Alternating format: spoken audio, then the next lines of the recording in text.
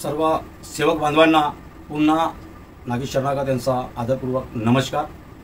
मित्रहो, सेवक बांधवांनो, आजचा विषय फार गंभीर आहे। माझे मित्र आहे नीरजदादा गायधनी, मुक्काम नांदोरा, आणि सोबतच भास्करदादा लांडगे, मुक्काम नागपूर बहादुरा। या ठिकाणी जो विषय घेऊन आले आहेत, विषय त्यांचा आहे आणि त्यांचाच नाही तर हा कितीतरी शोकांचा दुविधेचा विषय आहे। आणि म्हणून या विषयावर आज मी थोडा विचार देण्याचा प्रयत्न करतोय। ज्यांना पटतो त्यांनी कमेंटमध्ये तुम्ही कमेंट नोंदवू शकता, व्हिडिओला लाईक करायचं आणि या व्हिडिओला जास्तीत जास्त शेअर करायचं आणि पूर्ण पाहिल्याशिवाय आणि समजल्याशिवाय या व्हिडिओला बंद करायचं नाही।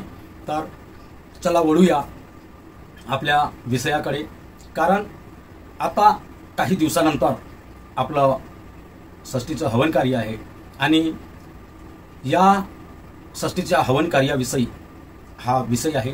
तर त्यांचा विषय होता, नीरजदादा गायधनीचा विषय होता, षष्टीचा हवन कार्य श्रावण वैद्य कृष्ण पक्ष षष्टीला करायचं की राखी संपल्यानंतर, राखी झाल्यानंतर 6व्या दिवशी करायचं। प्रश्न आहे, षष्टीचं हवन कार्य श्रावण वैद्य षष्टीला करायचं, कृष्ण पक्ष षष्टीला करायचं की राखी संपल्यानंतर 6व्या दिवशी करायचं?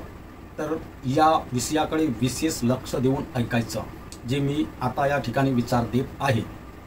कुणीही माइंड इकडे तिकडे न नेता, डोका इकडे तिकडे न फिरवता विषयाकडे लक्ष द्यायचं। तर चला वळूया आजच्या विषयाकडे। सेवक बांधवांनो, जेव्हा बाबांना एक भगवंत प्राप्तीचा मार्ग सापडला, तो शांताबाई रंगारी समाजाच्या एका बाईपासून, जेव्हा तिचा भूतबाधीचा परिपूर्ण नाश होत नव्हता, तेव्हा बाबांनी भगवंताला शब्द दिला आणि त्यातूनच तिला एका भगवंताच्या नावाने बाबांनी फूक मारून दिला, तिला आराम झाला। पण बाबा तिथंच शांत झाले नाही, तर त्या एका भगवंताच्या परिचयासाठी ते निघाले। तेव्हा बाबा निराकार अवस्थेत येऊन संवाद साधू लागले। तेव्हा बाबांना सांगितलं की जर तुला त्या एका भगवंताला प्राप्त करायचं आहे तर तुला 5 हवन कार्य करावं लागेल। किती हवन कार्य? 5 हवन कार्य करावं लागेल। आणि जेव्हा बाबांना माहीत झालं की एक भगवंत प्राप्त करायसाठी, जेव्हा तो संवाद साधला, परिवारच्या लोकांनी सांगितलं, तर बाबांनी त्या 5 हवन कार्याला सुरुवात केली।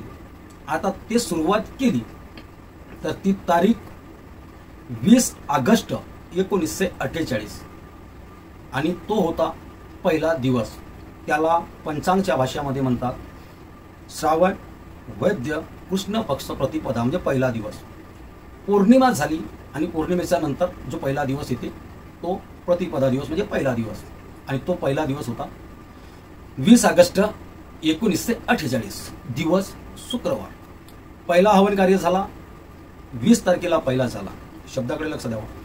20 तारखेला पहिला झाला, 21 तारखेला दुसरा झाला, 22 तारखेला तिसरा झाला, 23 तारखेला चौथा झाला आणि 24 तारखेला पाचवा झाला। आणि जेव्हा 5 हवन कार्य झाले, माहितीनुसार, जे पुस्तकात आहे त्या माहितीनुसार 5 हवन कार्य झाले आणि त्यानंतर बाबा देहभान विसरले, तर 6वा हवन कार्य त्यांच्या घरच्या लोकांनी केला आणि तो 6वा दिवस 25 ऑगस्ट 1948 दिवस बुधवार। आता तुम्हीच विचार करा, 6व्या दिवशी हवन कार्य केलं त्यावेळेस, पण ती तिथी काय होती? तिथी काय होती? श्रावण वैद्य षष्टी, तिथी षष्टी होती। पण दिवस कोणता आलता त्यावेळेस? 6वा। आणि शब्दाकडे लक्ष द्यावा, 20, 21, 22, 23, 24 आणि 25 आला 6वा। आता जे षष्टीचे हवन कार्य म्हणतो आपण, त्यावेळेस बाबांनी, त्यावेळेस कारण की जे षष्टीची विधी झाली त्यावेळेस त्या ठिकाणी पंचांचा भाग मांडण्यात आला, कारण की त्यावेळेस एका भगवंताची प्राप्ती झाली आणि त्या काळात नुसार त्यांनी सांगितलं की तो श्रावण वैद्य प्रतिपदा होता आणि श्रावण वैद्य षष्टी होती त्या काळानुसार। आता काही दिवस श्रावण वैद्य षष्ठी आणि बाबा जोपर्यंत हयातीत होते त्यावेळेस बाबा स्वतः तारीख द्यायचे. काही दिवसानंतर मिळालेल्या माहितीनुसार मी माझ्या मताचा सांगत नाही आहे, हाताचा जो शब्द आहे हा लिहिलेला नाही पुस्तकी, पण मिळालेल्या माहितीनुसार बाबांना विनंती केली सेवकांनी की आपल्याला 15 ऑगस्टला सुट्टी असते, तर बाबा आपण 15 ऑगस्टला षष्टीचा हवन कार्य करावं. आणि बाबांनी सेवकांच्या म्हणजे मागणीनुसार बाबांनी त्यांना 15 ऑगस्टला षष्टीचा हवन कार्य करायची अनुमती सुद्धा दिली मिळालेल्या माहितीनुसार. पण काही दुःख म्हणा किंवा काही चूक म्हणा किंवा बाबाच्या लक्षात आली असेल चूक किंवा काही चूक घडली असेल आणि ती लक्षात आली म्हणून बाबांनी पुन्हा आदेश देणं सुरू केलं. पण काही दिवसानंतर विचार आला की आता बाबा आहेत म्हणून बाबा सांगतात आणि बाबा जेव्हा निघून जातील शरीर रूपी त्यावेळेस आम्हाला सांगणार कोण. आणि जेव्हा सांगणार कोण म्हटला तेव्हा बाबाने सरळ सरळ एक शब्द काढला, काही विचार करायचा नाही, राखी संपली की 6व्या दिवशी आपल्या घरी हवन कार्य करायचं, षष्टीचा हवन कार्य आपल्या घरी करायचं. षष्टी म्हणजेच 6, पण षष्टी हा शब्द पंचांगानुसार आहे. षष्टीचं हवन कार्य षष्टीलाच करायचं का? जर षष्टी येत असेल 6व्या दिवशी तर षष्टीलाच करायचं, नाहीतर 6व्या दिवशी पण केलं तरी चालेल. आता षष्टीला का म्हणून मी असं नाही म्हणणार की नको करा, पण तुम्ही ज्या दिवशी ज्या वेळी बाबांनी एका भगवंताची प्राप्ती केली, जरी त्यावेळेस षष्टी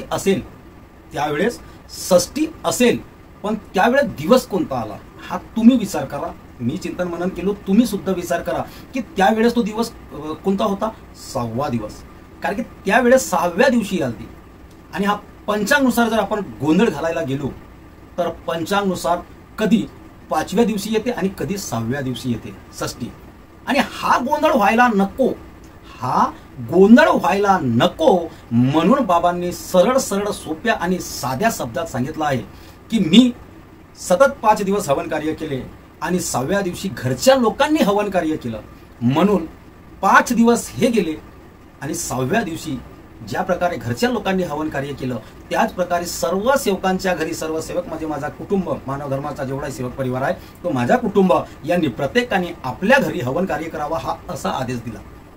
कारण आपल्याला पंचांगला आपल्या मार्गात स्थान नाही. आणि षष्टी जर तिथीनुसार येत असेल 6व्या दिवशी ठीक आहे, पण जर पंचांगानुसार जर आपण हवन कार्य करत असून, मी चुकीचाही म्हणत नाही आणि योग्यही म्हणत नाही, चुकीचं आहे हाही म्हणत नाही आणि योग्य आहे हाही म्हणत नाही, कारण तिथं लिहिलेलं आहे पुस्तकीत श्रावण वैद्य षष्टी. आणि काही जे लोक आहेत ज्यांच्यावर ही धुरा आहे मानव धर्माची, ते आजही त्याच शब्दाला घेऊन पडले आहेत. श्रावण वैद्य षष्टी या शब्दाला घेऊन पडले आहेत, त्याच्याच मागे लागले आहेत. आणि म्हणून आज हा गोंधळ होत आहे की षष्टी ज्या दिवशी येते त्या दिवशी आपण हवन कार्य करायचं. पण जर आपण मानव धर्माच्या हिशोबाने घेतला, तो हिंदू संस्कृतीनुसार पंचांगानुसार झालं, पण आपण बाबांनी सांगितलेल्या मानव धर्मानुसार जर विचार केलं तर 6व्या दिवशीच हवन कार्य करणं हा योग्य ठरते.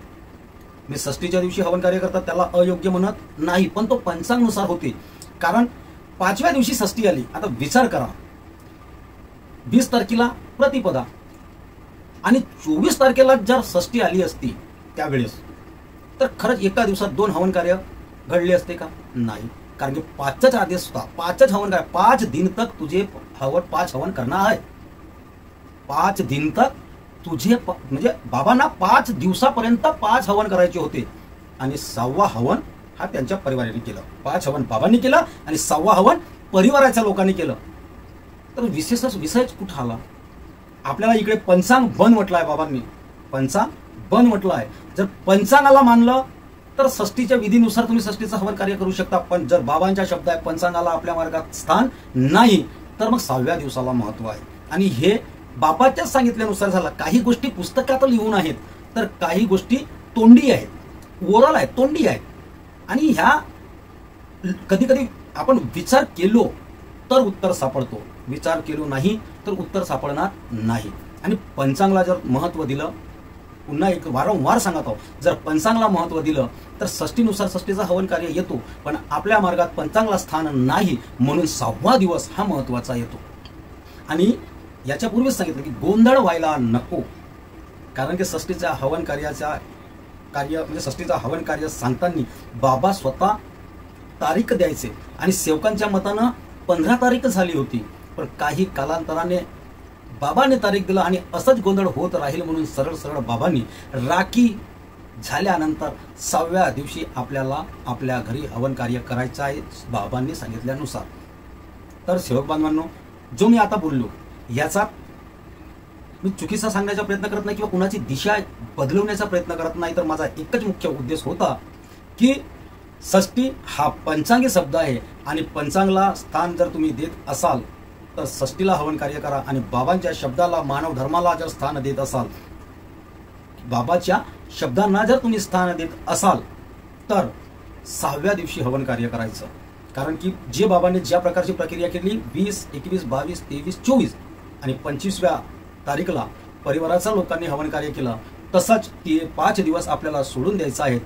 पंचांगला सोडून द्यायच्या त्या काळात षष्टी आली होती आणि षष्टी दरवेळेस मागापुढं, पंचांग हा मागापुढं होतो, पण बाबांनी जे 5 हवन कार्य केले ते 5 हवन कार्य आणि 6वा आपला, तर ते 5 दिवस आणि 6वा दिवस आपला आहे. योग्य वाटला असेल तर करायचं, नाही तर तुमचा मन जसा वाटते तसा करायचं, पण बाबांनी जे सांगितलं आहे त्यानुसार थोडा विचार करावा आणि एकाग्रता दिसायला पाहिजे. लोकांकडून आपल्यावर टीका टिप्पणी, गालबोट नाही लागायला पाहिजेत, याची दक्षता घेऊन आपल्याला हे कार्य करायचं आहे आणि या मानव धर्माचा प्रचार प्रसार आणि मानव धर्माला समोर मांडायचा आहे. जर माझं बोलणं आवडलं असेल तर माझ्या व्हिडिओला लाईक करा, कमेंट करा, शेअर करा आणि माझ्या चॅनलला सबस्क्राईब करा. इतकेच बोलतो आणि आपल्या शब्दांना मी विराम देतो. सर्वांना माझा आदरपूर्वक नमस्कार जी, नमस्कार जी, नमस्कार जी.